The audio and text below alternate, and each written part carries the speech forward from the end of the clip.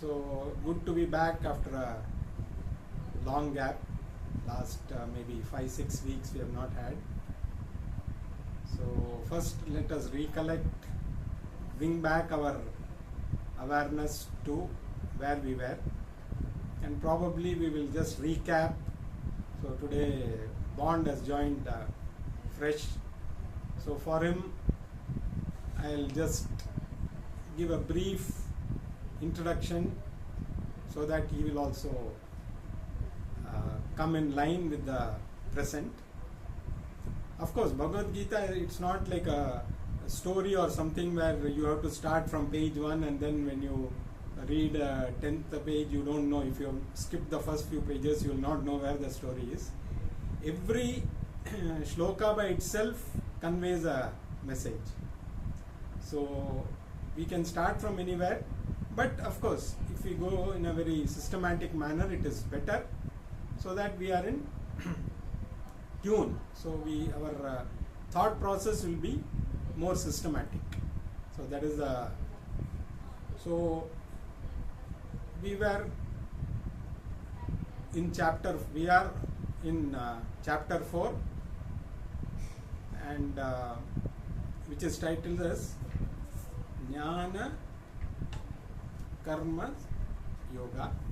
So we are in, or rather, Jnana Karma Sannyasa Yoga. Sorry.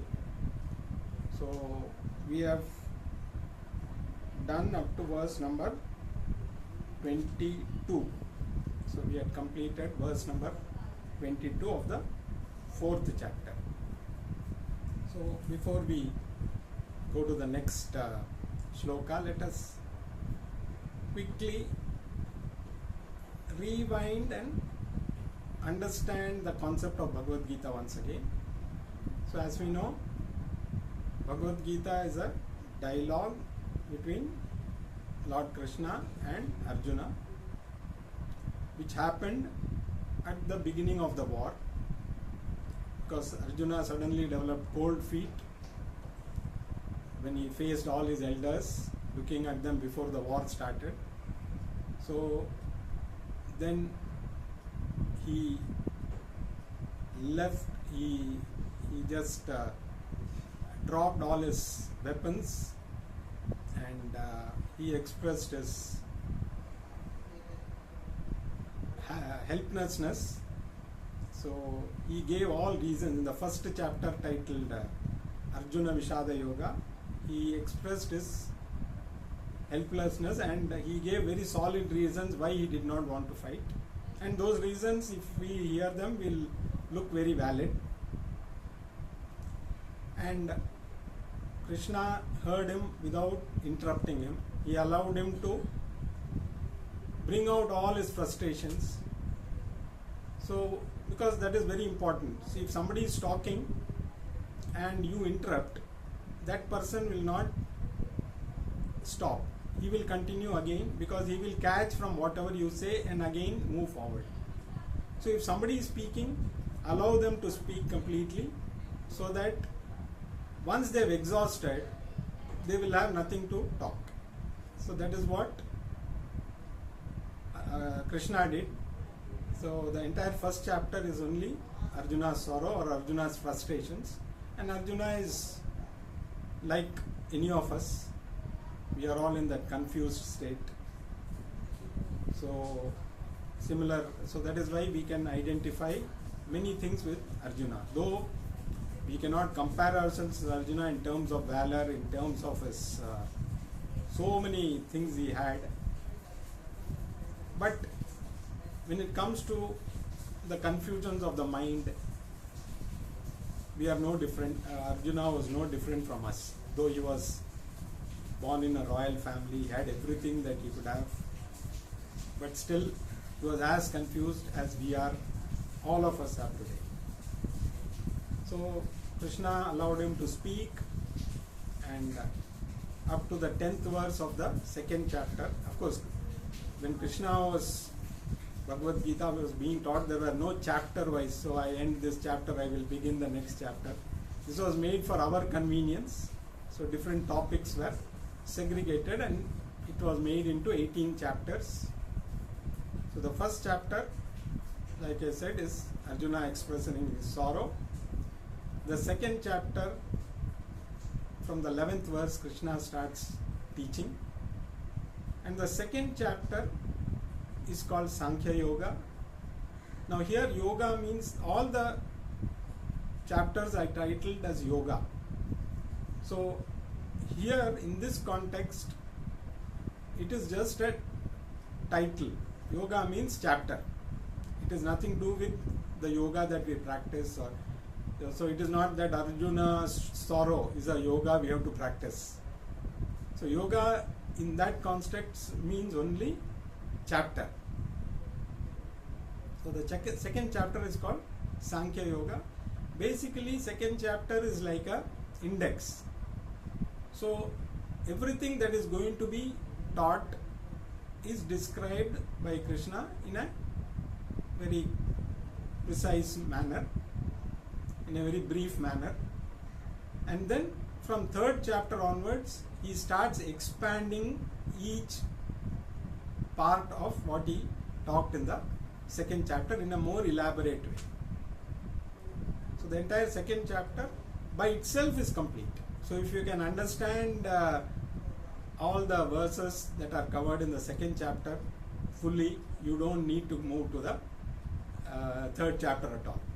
But none of us, even after 18 chapters, we will still have a lot of confusions.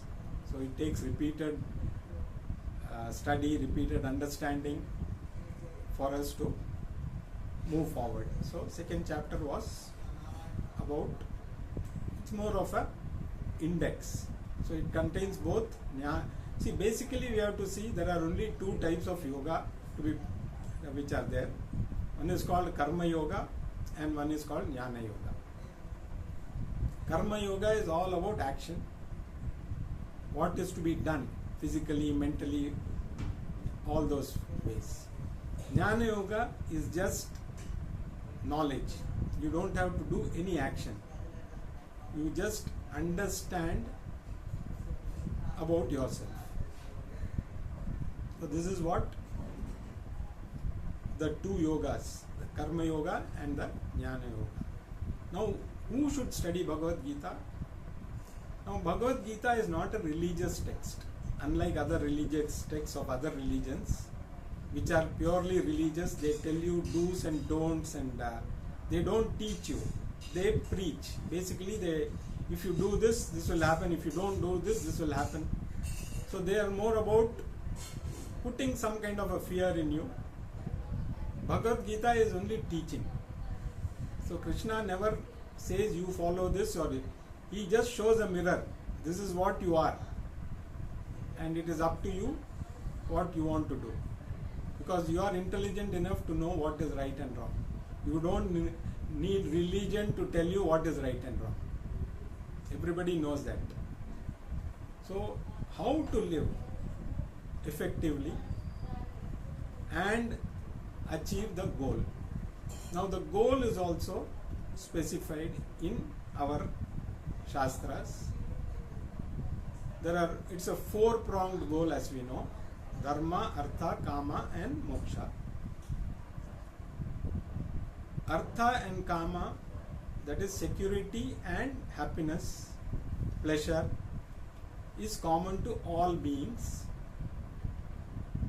Any kind of, whether it's animals or even plants, everything, whichever is there in this earth, everybody in some form or other, they are looking for security and pleasure. But human beings, in addition, they have something called as Dharma. Dharma is knowing what is right and wrong and doing appropriate action for that moment. So what is Dharma is appropriate action for that particular moment. So the same, this thing may change depending on the requirement. So Dharma is not something which is fixed. So Dharma is you should not kill anybody. But when you are fighting a war, when somebody is going to attack your nation, when you fight, then there the Dharma is to kill. so that your country is protected. So dharma is depending upon the context. So all our actions should be, that is why as a human being, all your actions should be governed by dharma. Then next comes moksha. So moksha is the ultimate goal. Now again, it depends on the person. Suppose somebody says, this is the only life, after this I cease to exist. I don't think there is any process called rebirth and all that. And there are many people who believe that. In fact, right in Rishikesh, in Swami Dayananda ashram, when Swami Dayananda was taking class, I met a couple who were doctors who felt that you cease to exist once your brain is dead. But they were attending Swamiji's class. So you can have different kinds of thoughts. So people may say, okay, as long as I live, I exist. After that, I cease to exist. For them, there is no need for any moksha. Because if you cease to exist after this, what is moksha? That's all. Your this thing is over. So for such people, need not worry about Bhagavad Gita. But if we understand the concept of rebirth, it is not a belief. Rebirth is a thing to be understood. Life is a continuous process. So you come in different forms. You are in this particular form now, and you may, after this body ceases to exist, the body will cease to exist at a particular time, but we have to understand we continue to exist in a different form. So if we believe that, then believe in the sense, if we understand this, then you will understand it's a continuous process. So you go through different bodies, and what kind of body you get, everything depends on so many factors, what we call as karma. So that is, first we need to accept. Then moksha is nothing but, now we are going through this life. At the end, again, when we leave this body, we are going to get into another body. Again, we are going to go through, depending on what kind of body. Again, we get a human birth. We are going to again go through. We have seen in this human birth what kind of problems we have. If we still continue to have a liking for future births, good. I want to come back. I want to be the president. I want to be the king. I want to be this. In fact, some people feel they want to be like a dog, because they feel some dogs have a great life. So if you are a rich man's dog, you have a good life. So some people, sometimes they say it is better to be a dog than a human being. So people have their own this thing. So if you want to come back, good. If you feel that you want to go through all these things again and again, it's up to you, again the choice. But at some point you feel, what is the purpose of this life? You are born, you live, somehow you manage to live, whether you are rich, poor, whatever, you will live up to a certain age, and then you have to leave the body. So this cycle of birth and death will continue. So if you feel, I want to get out of this cycle, is there a way to come out of this cycle of birth and death? That is what, when you start thinking that process, then you say, okay, if that is possible, how do I do it? Is there any? And basically, like I said, we are bothered about artha and kama, security and happiness. So basically, we are seeking freedom from insecurity and unhappiness, if you put it in a different way. So we are always seeking freedom from insecurity. We are seeking freedom from unhappiness. So that freedom is what all of us are seeking. We want to be free from everything. So if we are seeking that freedom, if we are seeking freedom from this cycle of birth and death, and once you have that urge, that is where you need Bhagavad Gita, because it is moksha shastra. It guides you towards the process of attaining that freedom. So that is why we need to. So those who need to, only those who are seeking that freedom will find Bhagavad Gita helpful, because for them, again, if you remember, we had studied this text called Tattva Bodha earlier. So to study, we need fourfold qualifications: Viveka, Vairagya, Shama, Shat Sampati, 6 qualities we should have, and the fourth one was called Mumukshutvam. So among the 4 qualifications, the primary one is called Mumukshutvam, which means literally the desire for liberation. So unless you have a desire to attain that freedom, you will not have, you need not worry about the other qualifications. So the basic thing for anything, if you want to study something, if you have a desire to study something only, you will need to know. If you want to study engineering or medicine or any other course, there is a basic qualification. So unless you have an urge to study that particular subject, then only you will see what are the qualifications required, and you can develop those qualifications. But you have no urge to study engineering or medicine, you can study anything else. You don't need the qualifications required for that. So similarly, the basic qualifications, you should have the urge to come out of this cycle of birth and death. I want to be free. If you have that urge, the more you have that urge, the more you look for. So then all the other qualifications you build, like Viveka means discrimination, Vairagya is dispassion, and there are 6 other qualities you should possess, so which we have seen in detail. So this is the reason for studying Bhagavad Gita, because it is moksha shastra. It is not a religious text. So first we should have that clearly in mind. Bhagavad Gita is not a religious text. It is moksha shastra, which is going to liberate us from this cycle of birth and death. Basically, to ensure that we don't come back in any form and go through all. Because if you see life, there are more sufferings than happiness.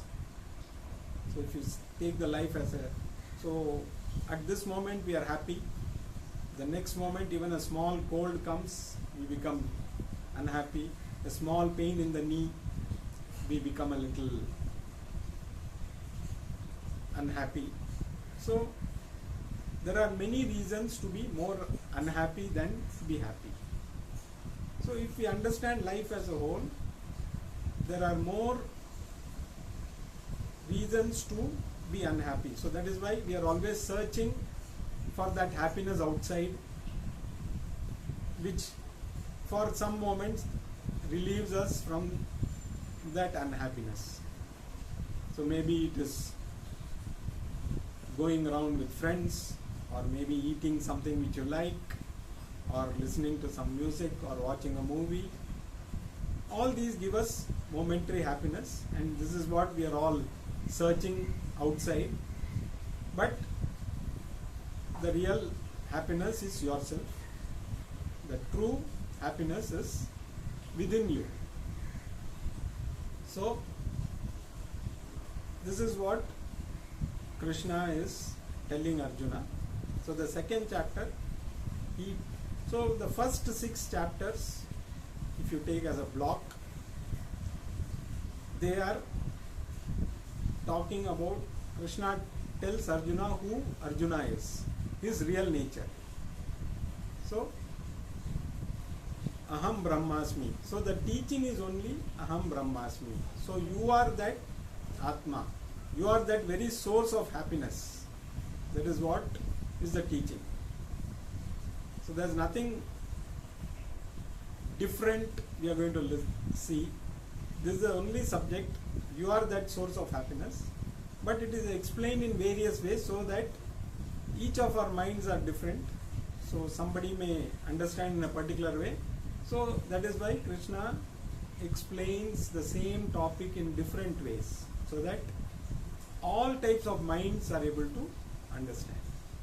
So this is what we had studied in Bhagavad Gita, and the second chapter we covered both Karma Yoga. So there are two topics, Karma Yoga and Jnana Yoga. So they are going to be discussed in every chapter.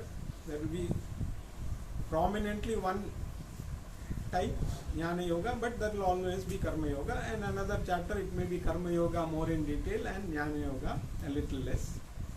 Karma Yoga is nothing but an attitude. Whatever you do with a, now you are doing as a, you are looking for some gain. So whenever we do something, we look for a gain. What will I get out of this? So that is our general attitude. So whatever we do, we are looking at the result. And if the result comes in our favor, the way we thought, we are happy. If it doesn't happen the way we want, we are unhappy.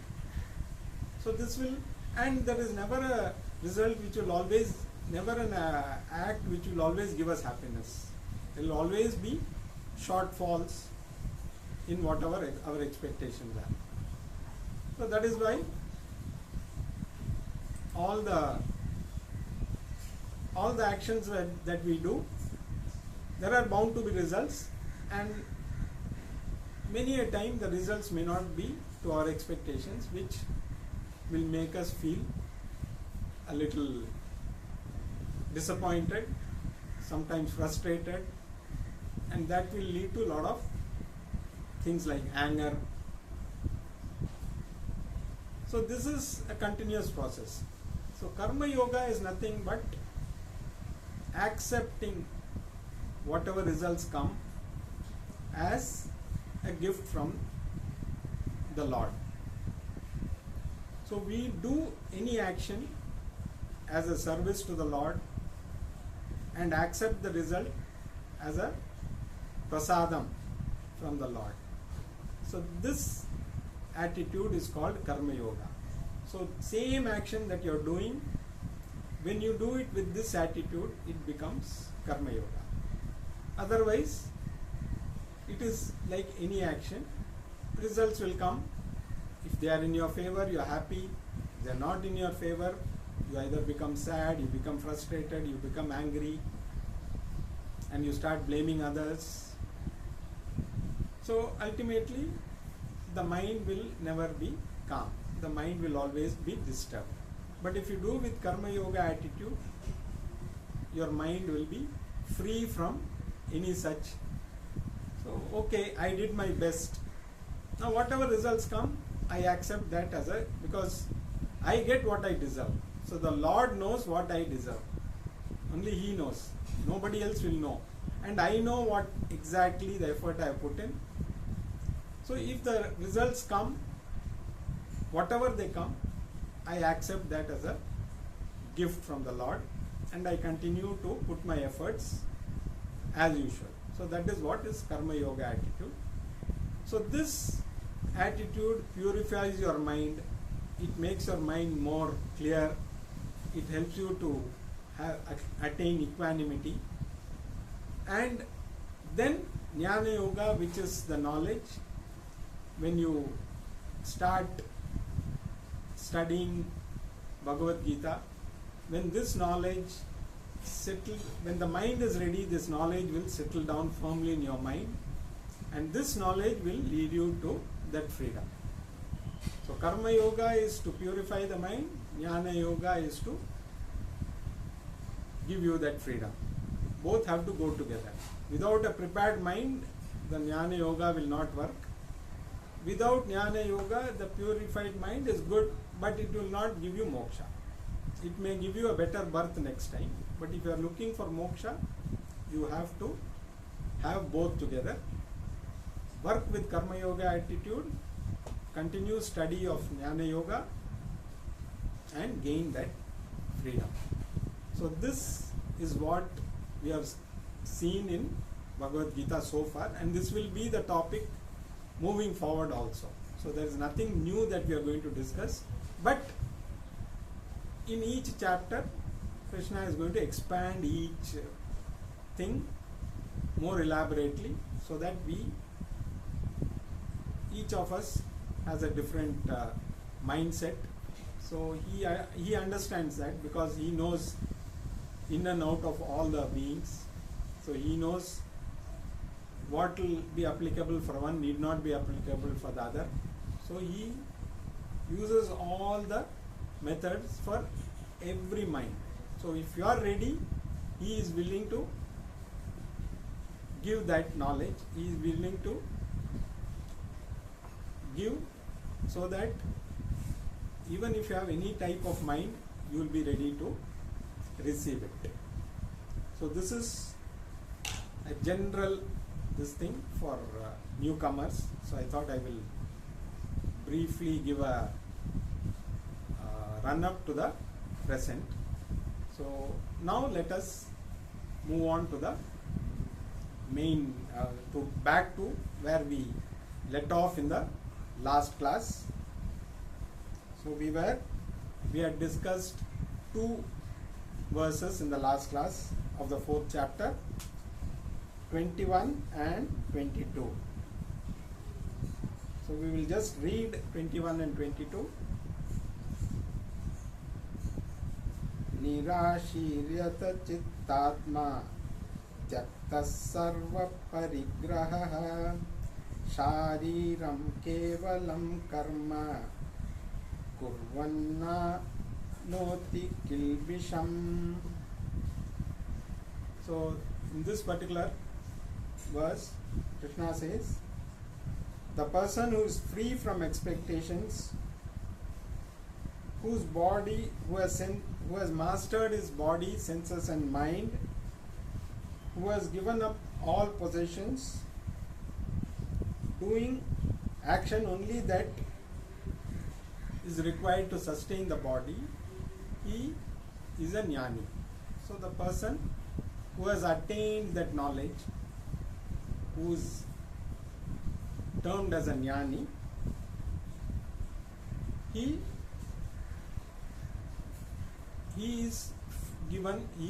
becomes free from this cycle of birth and death. Verse number 22. Yadrichalabha santushto Dvandatito vimatsaraha samah siddhava siddhaucha kritvapi na nibhadyate. Again, talking about the jnani. So we have 2 types of jnani. One is the sannyasi and one who is a grihastha.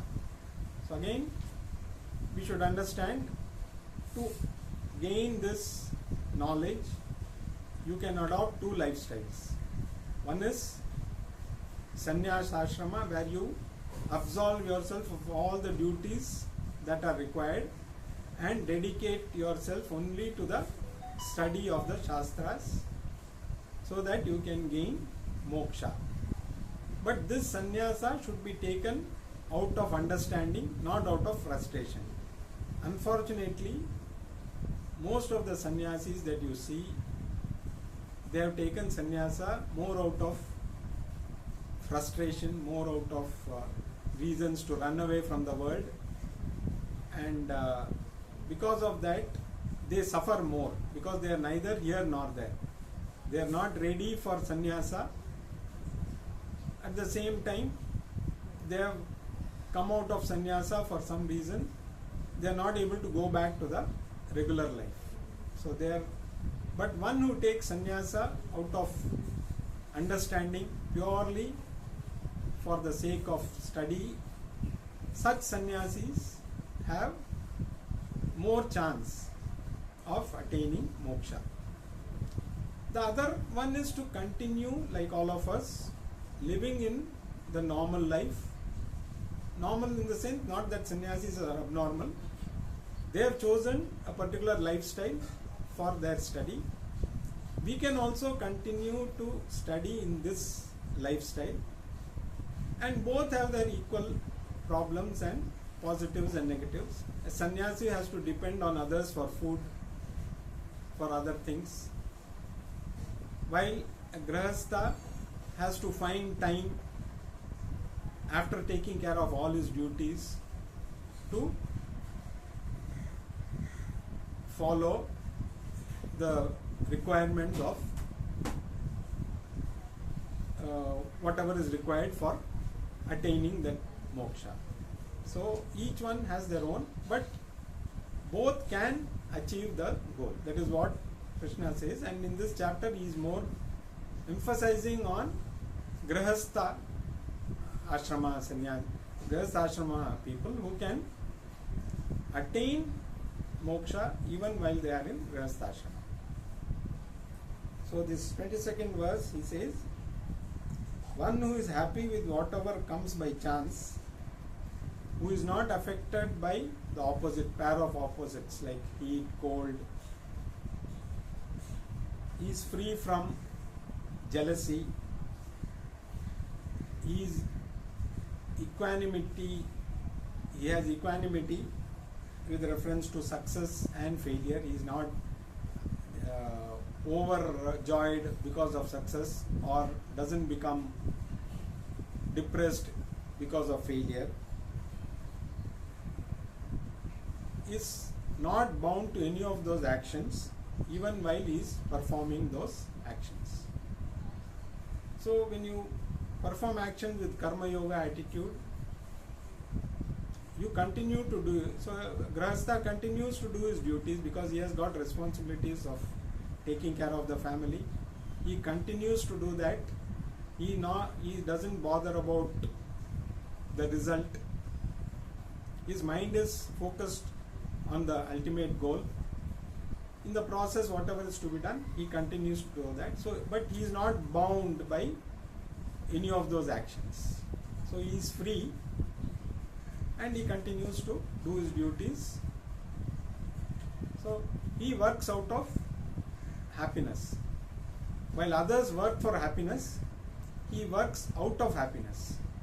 So because he knows his true nature, he doesn't need to work for happiness.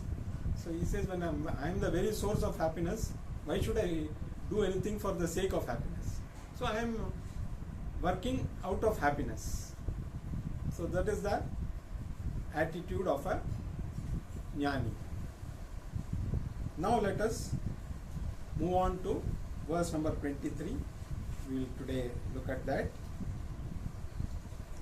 Gata sangasya muktasya jnanavastita chetasaha yajnaya karma samagram praviliyate.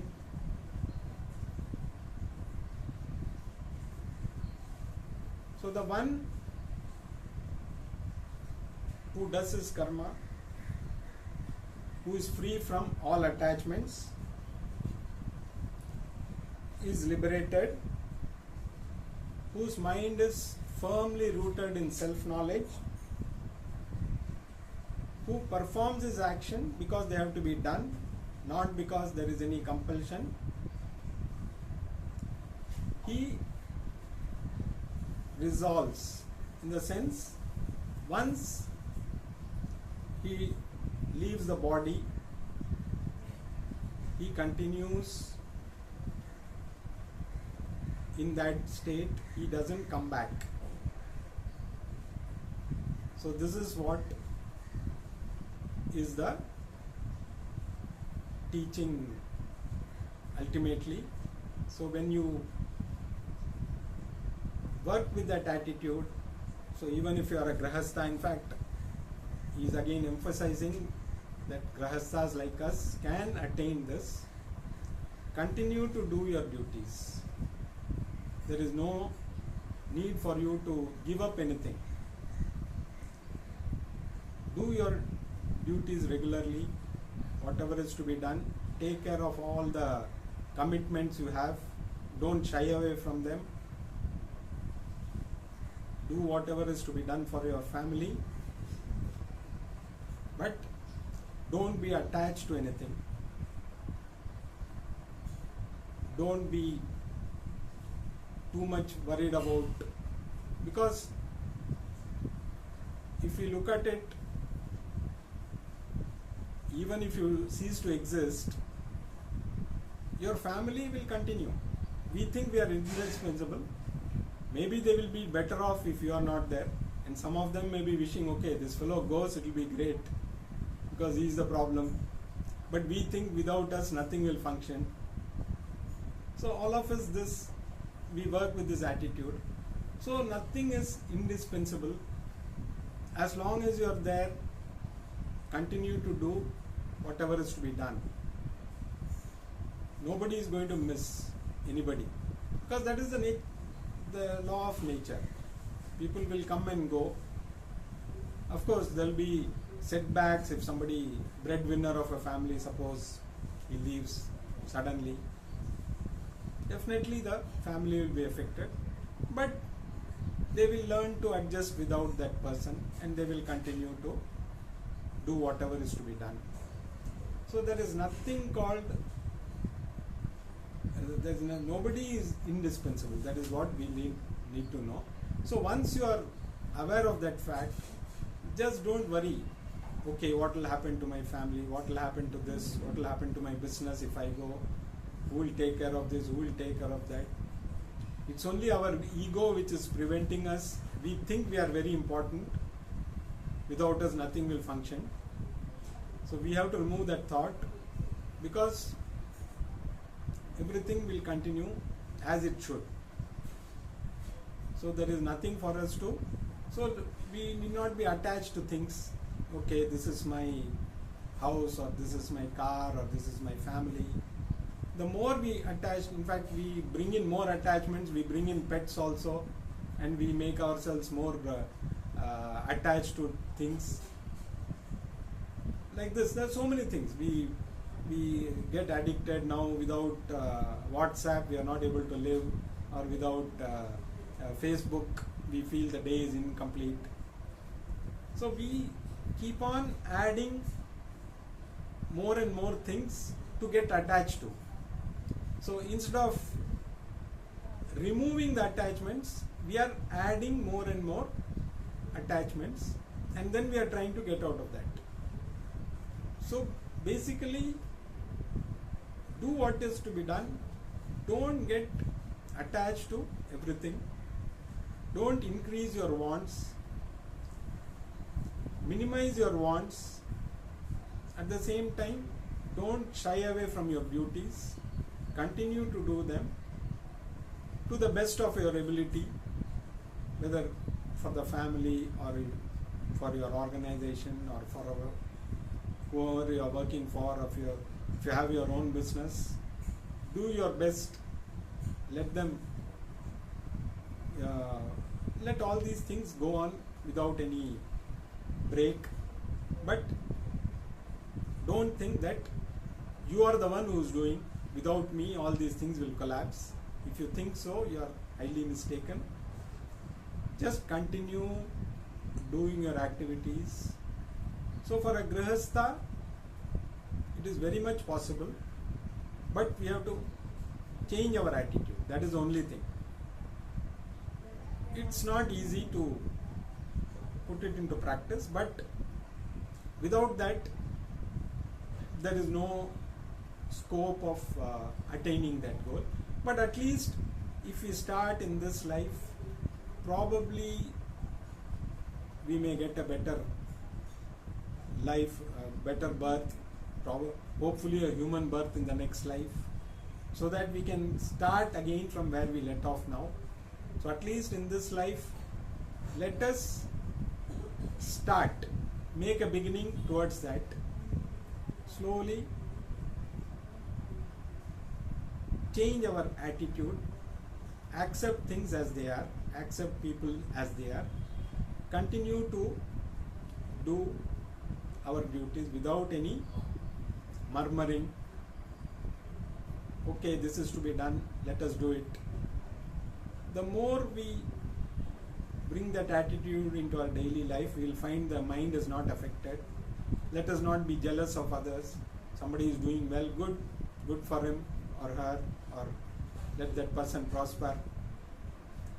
I am happy doing what I am doing.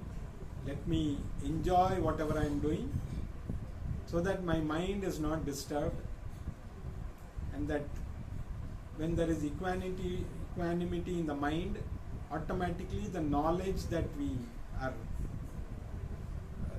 trying to gain will sit firmly in the mind. The more the mind is clear, that knowledge will be available when you need it, because ultimately the knowledge should be available when you need it. Like what happened to Karna, because of the curse, that knowledge he forgot about that knowledge at that moment, and that is why he was killed. Because if he had not had that curse, probably he would have killed Arjuna. So the knowledge, so even when we study, we may have studied everything, but in those 2-3 hours when we write the exam, we have to recollect that and reproduce it at that within those 2-3 hours. So you might have studied everything, but if you have not been able to recollect, there are a lot of people who will say, oh, I knew this, I knew that, but at the time of the exam I couldn't, because that mind was not calm, the mind was disturbed.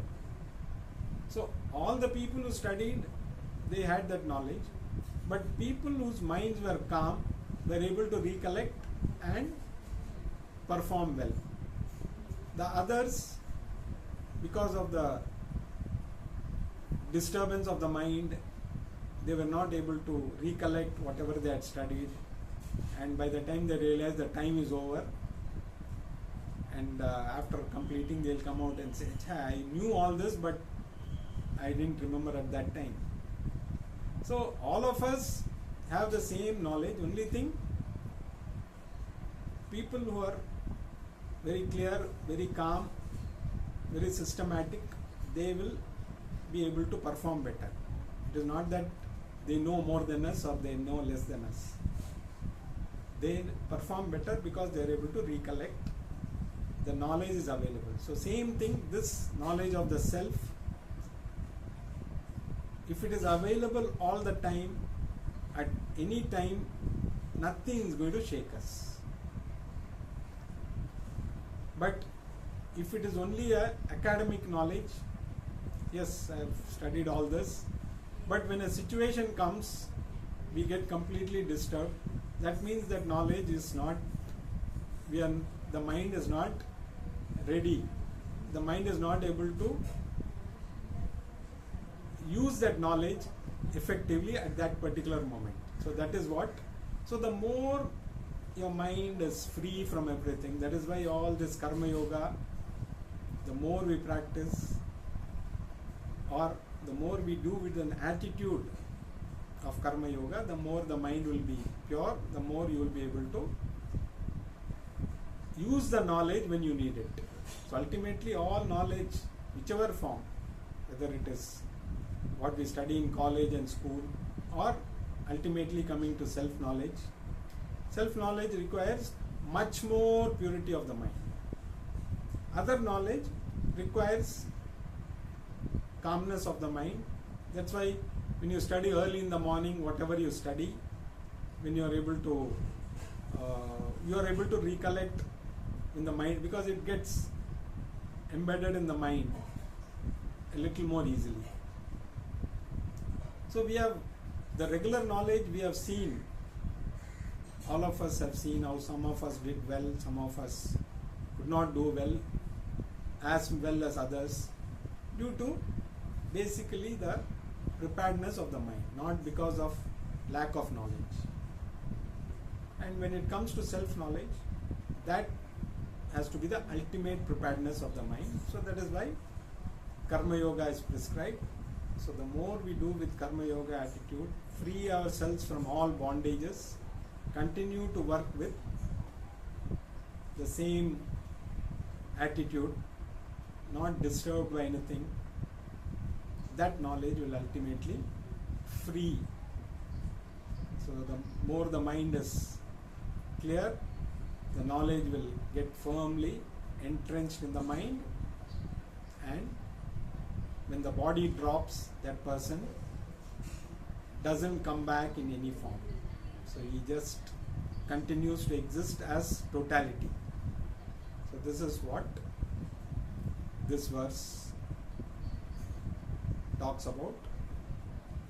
We will continue from the next class.